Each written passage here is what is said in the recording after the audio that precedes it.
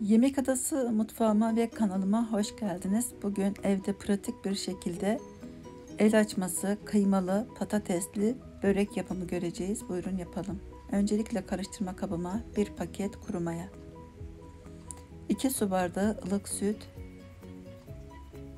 1 yemek kaşığı toz şeker, 1 adet yumurta kırdım. İyice karıştırıyorum.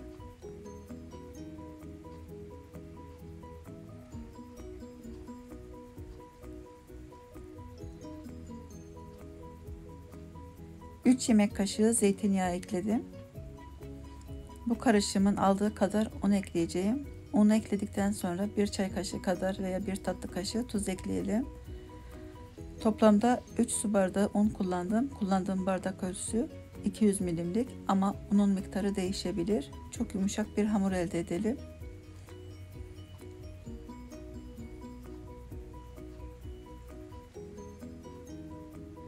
Daha sonra elimizle yoğuralım, güzelce kıvamını bulsun.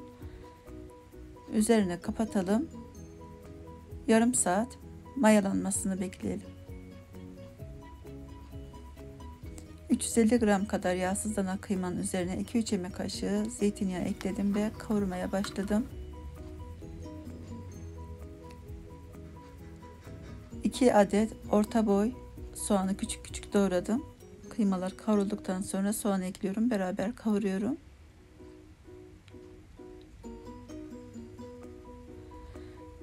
Bir çay kaşığı karabiber, 1 tatlı kaşığı pul biber, 1 çay kaşığı tuz. Damak zevkinize göre baharatları kullanabilirsiniz. Miktarı size bağlı. 1 tatlı kaşığı kekik ekledim. Karıştırdım. 1 tutam ince kıyılmış maydanoz ekledim ve artık ocağın altını kapatıyorum. 4 adet orta boy patatesi haşladım. Şu anda çok sıcak. Üzerine 2 yemek kaşığı tereyağı, bir miktar karabiber çekiyorum. Güzelce püre haline getirelim. Tuzun miktarı da size bağlı. 1 çay bardağı buğday nişastası, 1 çay bardağı buğday unu. Güzelce karıştıralım. Bunu yufkayı açarken kullanacağız. Hamur mayalandı. Tezgaha biraz un serpiştirelim. Çok yumuşak bir hamur. Güzelce hamurun mayası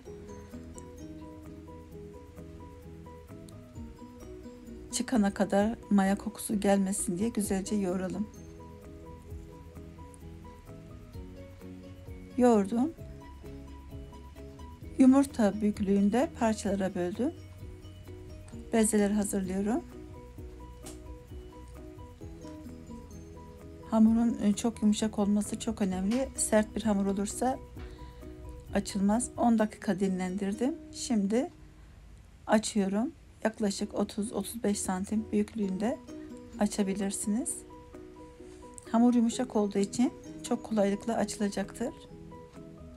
Dediğim gibi çok un katarsanız, sert bir hamur olursa zor açılır.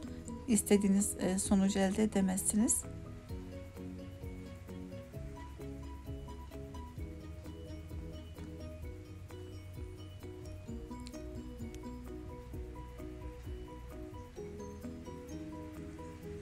Hayatında hiç yufka açmamış biri bile açabilir. Çünkü çok kolay açılıyor. Hamuru çok güzel çünkü. Şöyle biraz zeytinyağı ekliyorum. Daha sonra bir fırçayla yediriyorum. 2 yemek kaşığı patates püresi, 2 yemek kaşığı da kıymalı iç harcından ekleyerek gösterdiğim şekilde uçlarından tutarak ortada birleştirip böyle kıvırıyorum. Daha sonra kıvırdığım bölümleri bu şekilde altına geçiriyorum, düzeltiyorum ve yağlı kağıt sermiş olduğum fırın tepsisine yerleştiriyorum. Bütün hamurlar bitene kadar aynı yöntemle açmaya devam ediyorum.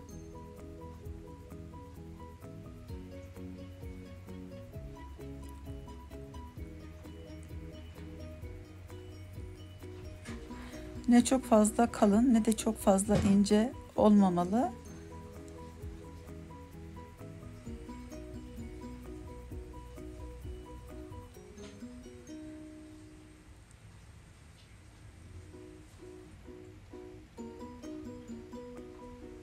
Sadece uç kısımlarından tutarak yükseğe kaldıralım ve daha sonra gösterdiğim şekilde bir defa kıvırmamız yeterli gelecektir. Daha sonra açalım ve böreğin altına yerleştirelim. Uç kısımlarını bu şekilde.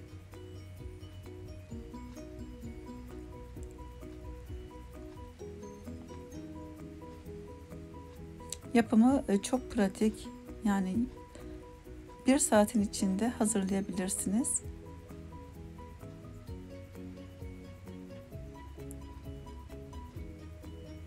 Bakınız, hamur güzel olduğu için, yumuşak olduğu için çok rahat açılıyor.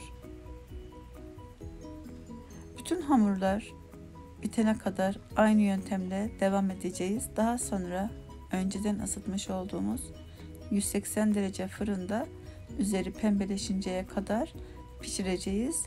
Dilerseniz üzerine yumurta sürebilirsiniz. Ben sürmeden yaptım. Daha güzel oldu. Ama isterseniz yumurta sarısı da sürebilirsiniz. Tercih size bağlı.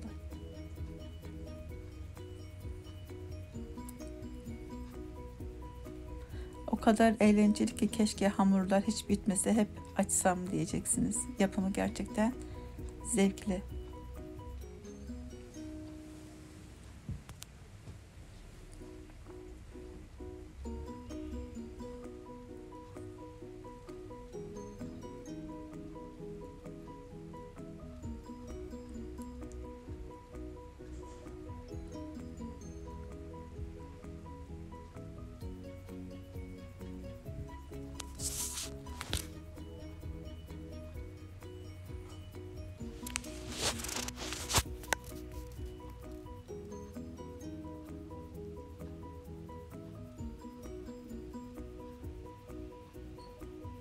Bu şekilde çok yapıp buzluğa da atabilirsiniz.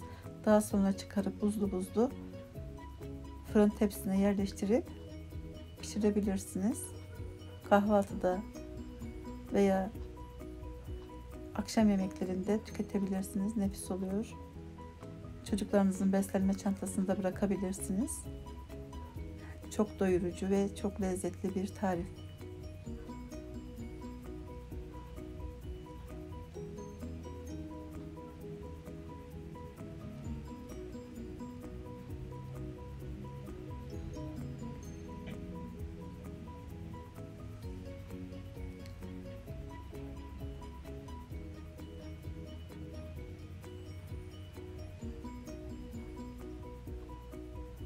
Ben zeytinyağı kullandım arasına.